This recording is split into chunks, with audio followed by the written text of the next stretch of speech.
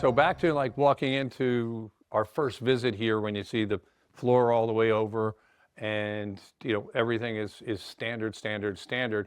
And then as we start to open up the walls and we start to do different things, we found the tar, found boulders all the way around here, and that came over to solid ledge and all the different curveballs that were thrown at us, which we deal with on a regular basis, and we handle it. Other companies are completely turned upside down by that. They're knocking on your door saying, oh, we've run into this, it's going to be so much more expensive, or it's it's going to be extra work, it's this, that, and the other. And we just don't do that. It's kind of our creed. We come in, we're the professionals, we're going to assess what the problem is and what we decide on and come to as what the costs are to you, the customer. That's what it is. You're not going to get the knock on the door. I was mentioning before, we have a product called Supercrete that grows into the main body of the floor when we re-cement this.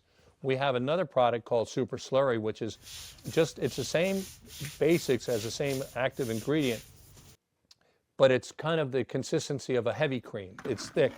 And we normally do it up 24 inches to the wall because our system has so much volume that we're able to drop that false water table. Remember, the whole reason that you have a water problem in your basement is because a false water table is able to build up on the outside of your walls to different heights. And the higher it gets, the more pressure, the more ways it's able to find its way through where two cements meet, that idea of a cold joint. You get a dry cement, you put a wet cement on top of it, build your walls up. That's going to be a seam between where a wet cement and dry cement meet. You put pressure on that seam, it's going to let water through. Now, what we do is our system is able to drop the water table, that false water table, down to a level from here down. Because of the tar, it won't take a bite, is what we call it. In other words, it gets a hold of raw cement and is able to crystallize right through it. It doesn't just coat it like the tar does. This product, which we call this the ribbon, that's where the floor went up to. Where we remove the floor, we're able to get to raw concrete. Our product on raw concrete will crystallize through from inside to out, but it will grow up over time behind the tar and actually crystallize out and turn that whole area. And over time, it'll actually do the whole wall.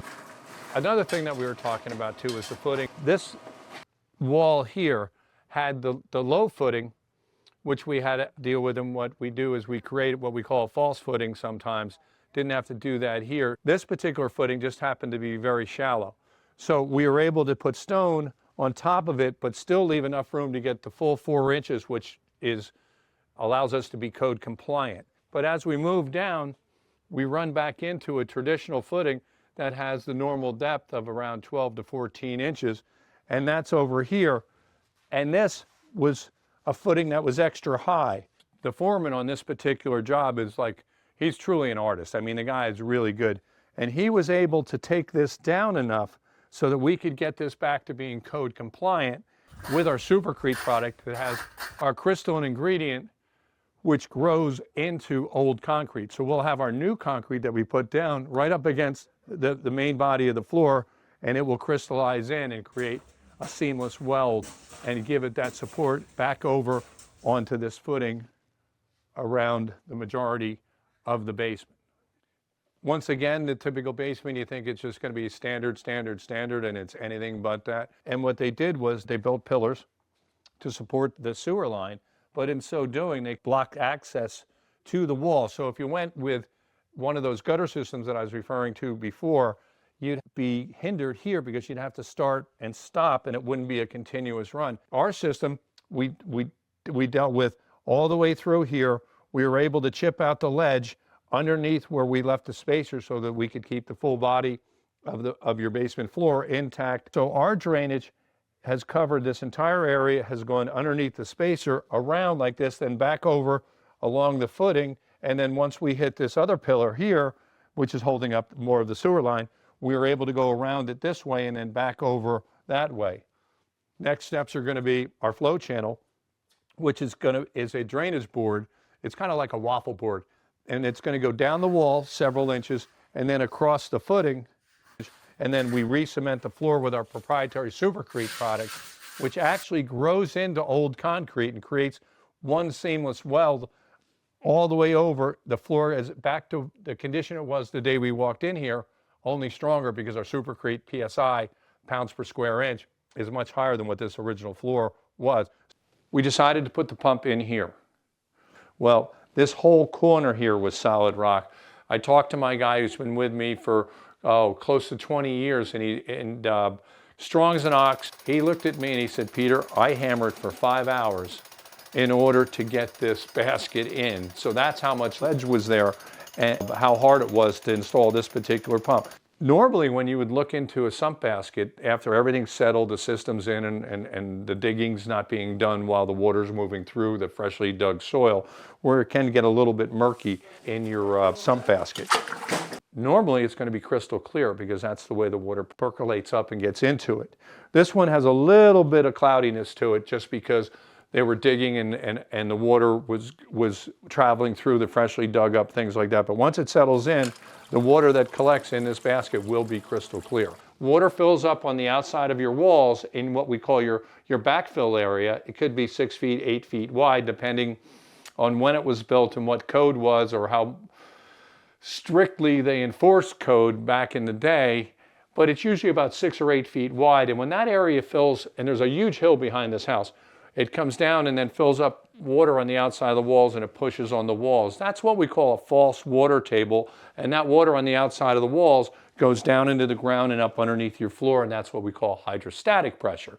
So when it's coming up and pushing up underneath your floor, that's what causes floors to crack, and that's why you want it on your footing, and you don't want to take it entirely off your footing and create a floating slab. But in this particular situation, the floor was on an enormous amount of ledge, and then we cut a huge groove through the ledge.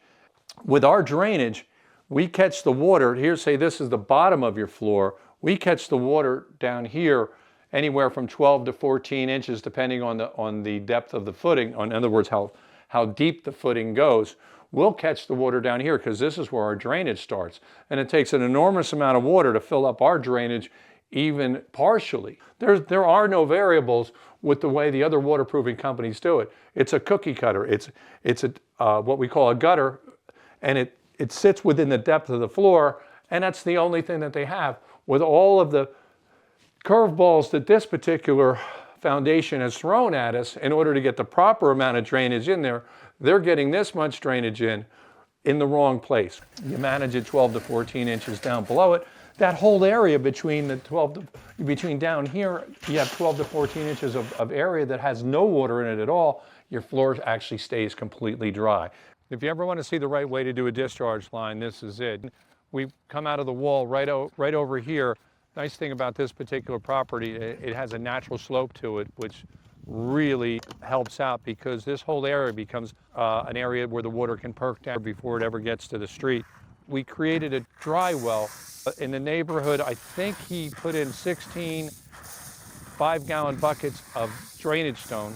The hole itself is 2.5 feet by just under 3 feet, and then down a good 2 feet. Completely filled with stone with a bubbler pot on it. Underneath where I'm standing is an enormous amount of drainage. When you originally do it, it looks a little rough around the edges. Just through one season with a little bit of grass seed, this all blends right in and you don't even know it's there. And that's the right way to set up a drainage discharge. If you found the video informative, then hit that like button and the notification. And if you could, hit the subscribe so you'll get our next video as soon as it comes out.